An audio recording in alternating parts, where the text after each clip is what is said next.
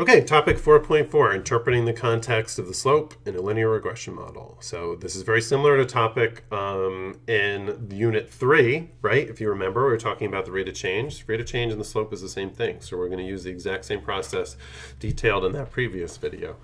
So we can look at this linear regression model. You can see it's a decimal point value, 0.146. Okay, so once again, calling back this exact setup from the last unit, that rate of change, right, even though it's a decimal value, you can still write it as a ratio over 1.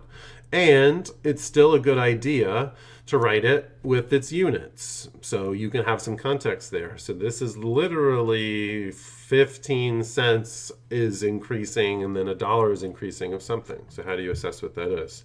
Same thing.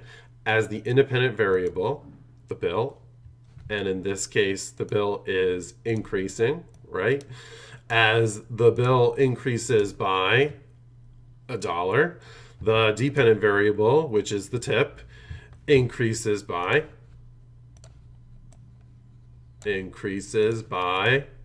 how much? 15 cents. So the bill goes up $1, the tip goes up 15 cents. Makes sense, right? There's a second way you can do it. Also, a bit of a callback here. So we're using the same ratio here, right? 15 cents over 1. And you just use the word per. 15 cents per $1 of what, right?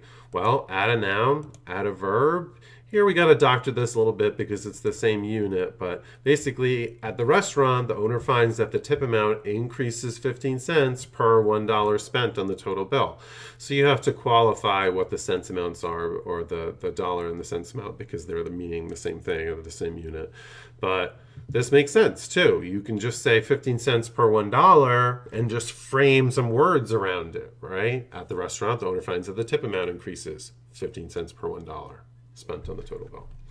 So these are the two ways we can interpret the slope in terms of the context of the problem.